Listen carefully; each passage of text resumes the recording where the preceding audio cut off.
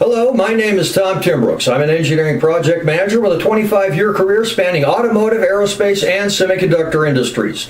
My areas of specialization are electromechanical and manufacturing engineering. I have a master's degree in engineering and PMP certification. My experience with the introduction of lean manufacturing, theory of constraints, and Six Sigma into the manufacturing field started in 1990. Since that time, the improvements I've made have driven down manufacturing costs as well as improving the quality of the products provided. As a senior level engineer, I want to share the accumulated wisdom of my career with whomever might be interested.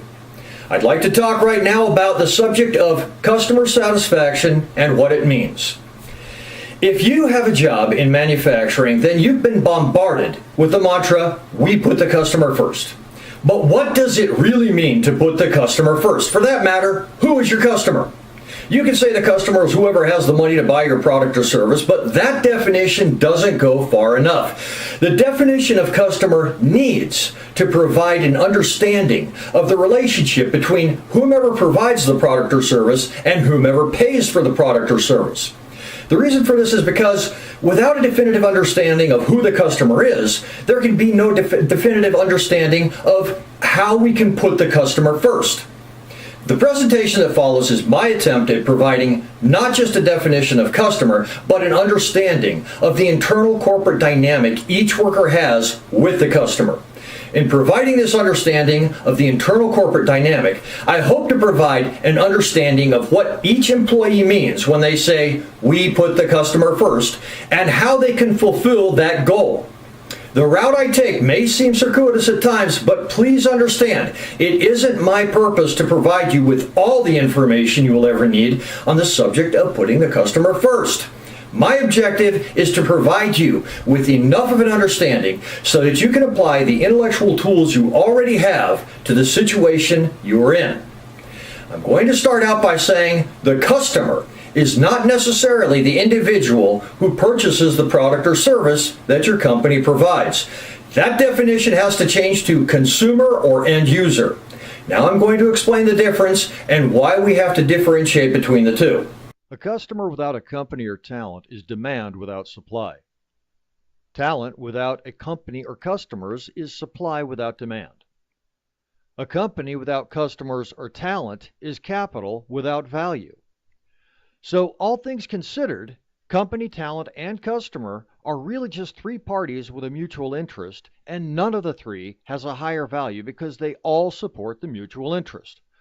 The mutual interest of the three is to provide a product or service to a consumer or end user. The relationship between customer, company, and talent is like a stool with three legs. You pull any of the legs out and the end user or consumer doesn't get the product or service. Since the relationship between customer, company, and talent is mutually beneficial, each must consider the needs of the other two. The customer must consider the needs of the company and talent when requesting the product or service. The company must consider the needs of the customer and the talent when providing the product or service. The talent must consider the needs of the customer and the company when creating the product or service. Each pair must also consider the needs of the third. The customer and the company understand talent isn't free. The company and the talent understand the customer can go elsewhere. The talent and the customer understand the company answers to its owners. The individuals composing each of the three entities do what they have to in order to keep their jobs. Disseminating propaganda is one of the requirements. So, when someone working at a corporation tells you they put the needs of the customer first, give that person an empty-eyed nod back and accept that he or she is repeating this mantra for the sake of keeping a job. The worker who seeks enlightenment must, however, understand that there is a deeper meaning. Let me elaborate by telling a story.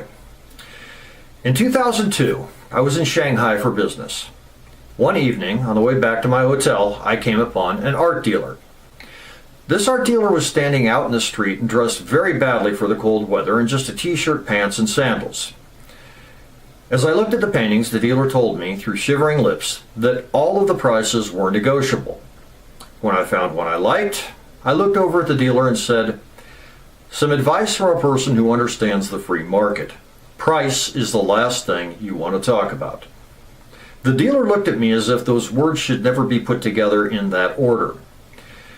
With crossed arms pulled tightly in reaction to a cold breeze, the dealer said, "I don't understand." I felt the need to explain. The painting I was interested in was a little girl whispering into a smiling old man's ear as she held a piece of paper with writing on it. I pointed at the painting and asked for its story. The dealer told me that it was a little girl telling her grandfather that she'd made very good grades in school. I looked at the dealer, smiled, nodded, and said, "You should lead with that." Once again, the dealer looked at me as if completely bewildered. I said, "People buy art because they want to understand its meaning. They want to understand its meaning because they want to bring that meaning into their home. The value a person puts on a painting is the value that person has for the feeling its meaning will provide for the room it goes into." I could tell from the expression on the dealer's face that I was shifting a paradigm, so I simplified it a little more. The actual conversation was very comprehensive and time-consuming, but essentially what I said was, if you want to sell these paintings, tell the story before you negotiate a price. I went ahead and bought the painting. A week later, the same dealer was dressed for the cold in a long, thick coat and thick insulated boots. I stopped in front of the dealer, who recognized me immediately and greeted me with a smile. "Took my advice," I said. "Yes," the dealer said. "Has it helped?" I asked. The dealer told me, "I sold all my paintings and had to go make more." I nodded, smiled, and waved as I walked away. The point I'm trying to make with this story is that value is subjective. Value is subjective. A painting's value can change by adding a story. A car's value can change by painting it a different color. So value can change from one customer to the next. If value can change, that means the customer doesn't necessarily know what the customer wants. If the customer doesn't know what the customer wants, then it's impossible to provide the customer with satisfaction. The inability to provide the customer with satisfaction makes it impossible to make customer satisfaction number one. So, if we want to make the customer number one, we have to resolve the issue of subjective value. In order to resolve the issue of subjective value, the entity referred to as the customer has to be reevaluated. In doing so, the concept of demand needs to be defined. In order to understand the concept of demand, the nature of addiction needs to be understood. We need to understand addiction because the opportunity for addiction is created when we are provided with options that aren't necessarily important for sustaining life. And most of what we purchase is unnecessary for sustaining life. We need food, water, and protection from the elements. Everything else is luxury. As it has been observed, luxury turns to necessity, which eventually becomes addiction. Addiction is defined as a strong and harmful need to regularly have something, such as a drug, or do something, such as gamble. It's also defined as an unusually great interest in something or a need to have something. Electricity, the automobile, and cell phones were all luxuries that eventually became addictions. When corporations talk about putting the customer first, what they mean is they give the highest priority to whomever satiates an addiction.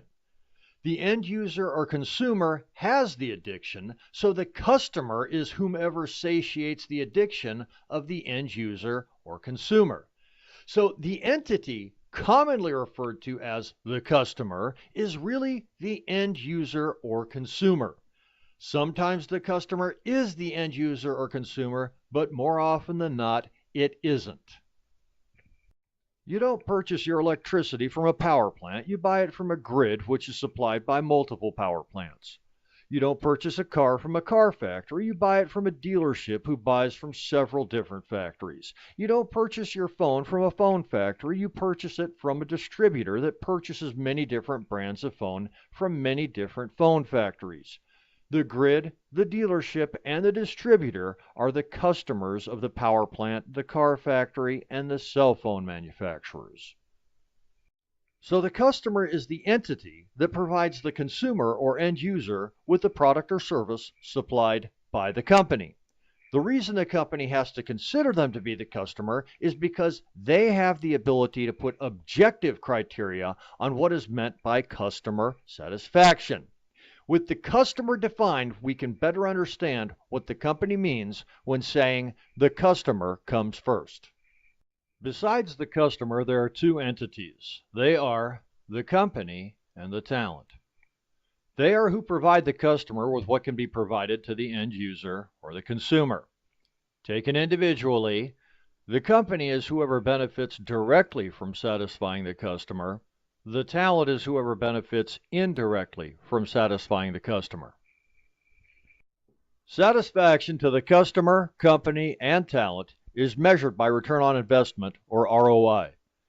To the customer, satisfactory return on investment means that the customer has increased its wealth to a greater extent by providing the consumer or end user with a product or service from one company than it would have if it had provided that product or service from another company.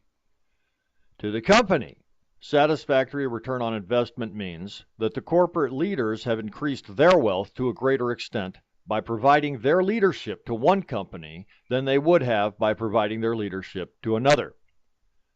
To the talent, satisfactory return on investment means that the talent has increased its value to a greater extent by providing its skills to one company than it would have by providing its skills to another.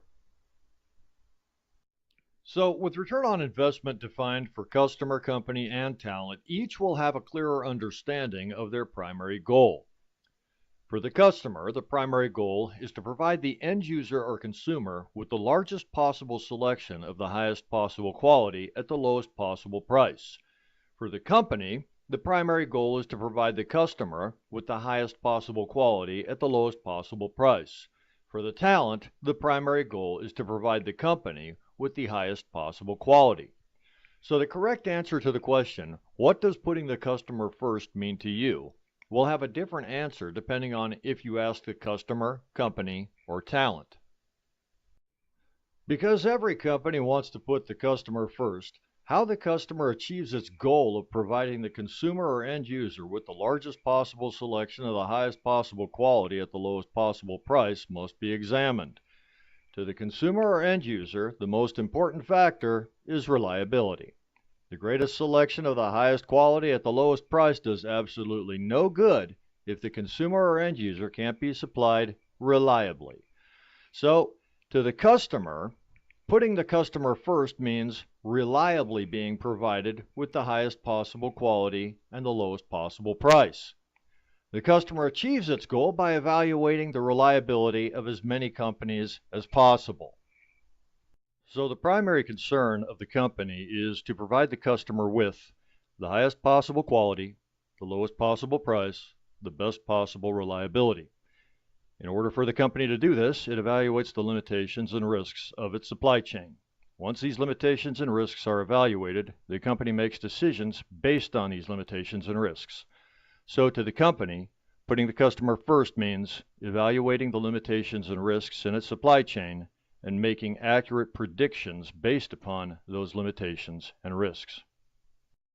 Because a company's ability to attract customers is based upon the reliability of its supply chain, and that reliability is based upon limitations and risks, the primary concern of the talent becomes helping the company to overcome the limitations and risks in the supply chain. So to the talent, putting the customer first means addressing the limitations and risks of the supply chain, which is also called continuous improvement. So putting the customer first starts off with continuous improvement. But continuous improvement doesn't just happen. Continuous improvement is a process that requires planning, management, and accountability, and is the result of a collective effort involving the customer, the company, and the talent. Because the customer has the most direct exposure to the demands of the end user or consumer, the first step in continuous improvement is for the customer to provide the company with a set of requirements that will meet the anticipated market demand for the product or service that the company provides. The customer does this by predicting market demand. Because the company has the most direct exposure to the capacity of its supply chain to provide the customer with a product or service, the second step in continuous improvement is for the company to identify any risks and limitations that would prevent the supply chain from reliably providing the customer with the highest possible quality at the lowest possible price. The company does this by defining an ideal scenario and figuring out how far the supply chain is from that ideal scenario. The company then identifies the limitations through an application of supply chain management and risks through the process of risk management. The third step in continuous improvement starts by having the company present the identified limitations and risks to the talent. But how does the company decide which individuals and teams should be assigned to addressing which limitations and risks? I'll answer this question, but first I'm going to tell another story.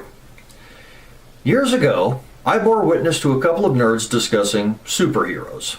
The superheroes they were discussing were Aquaman and Captain America. The topic was, who is the better superhero? I brought that topic of conversation to work with me. As a joke, I asked the technicians working in the production area who they thought the better superhero was, and the reaction was unanimous for Captain America. When I asked them why, the unanimous opinion was that Aquaman can only do lame stuff like talk to fish, while Captain America has a motorcycle and shield and actually does stuff. Later on, I asked the engineers working in the office area who they thought the better superhero was, and the unanimous reaction from them was Aquaman.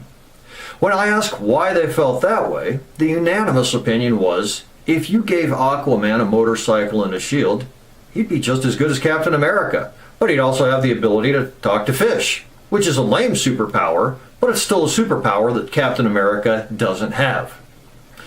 Thinking about these completely opposite reactions made me realize that the difference between technicians and engineers is vision. Technicians see things the way they are and work to keep them that way. Engineers see things the way they can be and work to make them that way. It's important to understand that neither is better than the other, they simply have different perspectives.